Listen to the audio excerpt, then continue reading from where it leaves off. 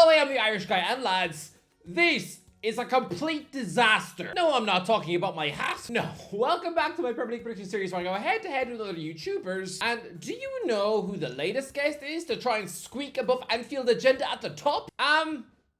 Nobody. Because last night, my potential nailed-on guest was kidnapped by aliens. Or something. At 9:35 a.m. this morning, I received this heartbreaking DM. Hi mate, we didn't start till late and completely ran out of time. Didn't even get done what we hoped to do for ourselves due to technical difficulties. Apologies, lads. No! Technical difficulties? What did you do? Try to film underwater? Did you start chewing on the camera cables like a hungry rat? I mean, who could have been, right? Who was this mystery guest that has just disappeared? It was the flat chat. You said it. You said it, not us. We didn't have We'll take the credit if you want. Yeah. Fine. Yeah, the Scottish One Direction. If One Direction were hit by a bus. Okay, so today, since we're not entering a guest into the leaderboard, then this is going to be my designated week. This is my only week that counts. This is the week where I enter as a guest. And so I'm going to put my score for this weekend on the leaderboard. I could finish bottom, or I could finish top. This is my chance at trying to topple Anfield agenda. So, if I win, my forfeit for myself is, oh, I have to eat a cheese sandwich. That's it. So, oh wow. Can you imagine if I get more than 73 points and win? And all I have to do is publicly eat lunch? This is gonna be so crazy. Right, let's go. Brentford versus Brighton. Yeah, this would be the point of the video where we'd be hearing a prediction from the flat chat before they go off to spin the bottle with their cousins. But no, okay, for this match, both teams are on the beach. It's going to be an incredibly meh match. I would imagine the atmosphere is going to be about as exciting as a pensioner's sneeze. So I'll go 1-1, Brian Mbemo and João Pedro. Crystal Palace versus Bournemouth. Well, one thing is for sure, one team is keeping a clean sheet. Unlike the flat chat, I'd imagine one of them definitely wets their bed. Okay, I'm sorry, that's the last one. Okay, I'm sorry. But yeah, nonsense a wacky 5-3 Crystal Palace win on the final day of the 2018-2019 season. Has there been a Crystal Palace versus Bournemouth clash where both teams have scored? It simply just does not happen. That is 8 games in a row now where there's actually been a combined 10 clean sheets. It's like these clubs used up all the goals in that wacky 5-3. A game so long ago, it featured goals from Michy Batshuayi, Josh King, and Jordan Ibe. Oh, that's a blast from the past. The last one is now still in his 20s and playing for Hungerford Town whilst competing in Border League, dribbling past nobody with a mouthful of toast. Of course, there will be a clean sheet in this match. I'm gonna go 2-0 to the Cherries. Antoine Semenyo and Ivan Nielsen with the goals. And if I'm wrong, okay, if neither team keeps a clean sheet, then I will chuck tea in my face. Everton versus Man City. Look, I really want to have a miracle week where I somehow top this league. It would be such a sensational win if I manage to spring my way to first. It would be incredible. So I should realistically not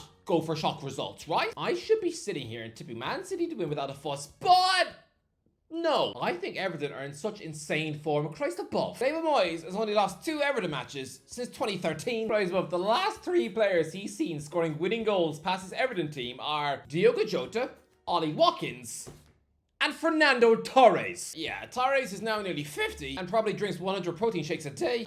That's a weird midlife crisis. But look, Everton's last 4 matches at Goodison Park have actually all been draws. It's like this team are utterly terrified of letting the season ticket holders go home with an L. And lads, this is actually Everton's last game at Goodison Park against a team who will be in the Premier League next season. Seriously, after this, the remaining home games are against Ipswich and Southampton. So this is the last big game at this ground forever. This is going to be absolutely crazy. I'm guessing the Toffees fans are already feeling queasy and incredibly nostalgic by the week. To such a point, they're probably going to spend half time locked in a cubicle and kissing the toilet seat goodbye. So yeah, 2-2, Beto, Iliman Ndiaye, Omar Mamouche, and James McAtee with the goals. Come on, City. Please don't spoil this prediction and win. Please. West Ham versus Southampton. This has to be a West Ham win. It has to be. Otherwise, I wouldn't be totally shocked to see Graham Potter get an early chop. I mean, why not? Julian Lopetegui only lasted 22 games at the wheel, and he was a former Real Madrid boss. Someone who was literally brought to the Bernabeu during a summer which now looks like it's aged horrendously. Honestly, in the summer of 2018. Do you know who Madrid shuffled out the door without a care? Theo Hernandez, Achraf Hakimi, Mateo Kovacic, Martin Odegaard,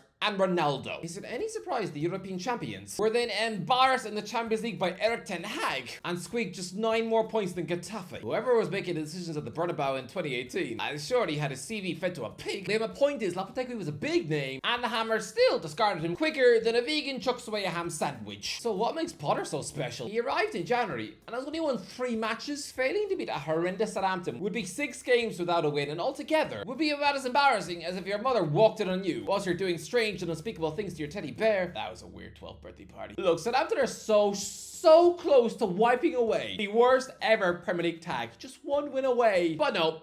2-1 West Ham. Mateus Fernandes with a goal for the Saints. But no, 2 for Jared Bowen. Aston Villa versus Newcastle. This is massive. Newcastle United have the chance to spend Saturday evening sitting just 1 point. Yes, 1 point behind Arsenal in second. 1 point behind the football team. We just spanked Real Madrid 5-1 aggregate. This would be absolutely bonkers. Seeing Newcastle 1 point behind second in late April, even for just a night, it would look so strange because the Magpies were 12th a week before Christmas and had only won 2 of the previous 11 Premier League matches. It was developing into a sloppily horrendous season, with many people wanting Eddie Howe sacked. But look, this is a battle of the 2 teams who've recently had home wins over PSG. Yeah, Newcastle's was better. I'm sorry, but it was, because at least people were smiling after that one. That 4-1 win in the Champions League group stage last season was epic. Villa's 3-2 win was pointless and sad, as Ezri Konsa was so close to becoming an immortal Aston Villa legend forever. But yeah, Konsa completely flopped a second half header to put Villa 4-2 up on the night, meaning that this typically non-scoring centre back would have actually netted 2 in a famous epic win over PSG. This is someone who, before this match, had just 9 career goals in nearly 400 matches. The fact he fluffed that chance to knock out PSG and set up a Champions League semi-final against Arsenal, I actually think he must feel sicker than a pig with the mumps. Right, well, he's a lifelong Spurs fan, being granted the opportunity to try and rob Arsenal of a Champions League final. Oh, that would have been tastier than a plate of Jaffa cakes. So that I think Villa will suffer a demoralising, deflating hangover, and yeah, 2-1 Magpies win. Ollie Watkins for Villa, but Alexander Isak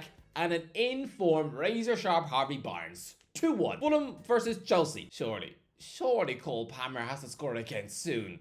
Surely. What's he gonna do? Go the rest of his life without a goal? Look, I think we're actually about to witness something sensational, which is Fulham doing the league double over Chelsea for the first time ever. Yeah, it's never ever been done before. Fulham beating Chelsea both times in the league is about as rare an occurrence as seeing Jill Scott taking a bite out of the moon. These things don't happen. But I'm gonna go 2-1 Fulham win. Surely Palmer will score an early penalty, but late goals from Rodrigo Muniz and Alex Iwobi will send Craven Cottage mad. And Enzo Maresca will have posh, rich Chelsea fans telling the world he's no better than an unbuttered croissant. Ipswich versus Arsenal. Easy.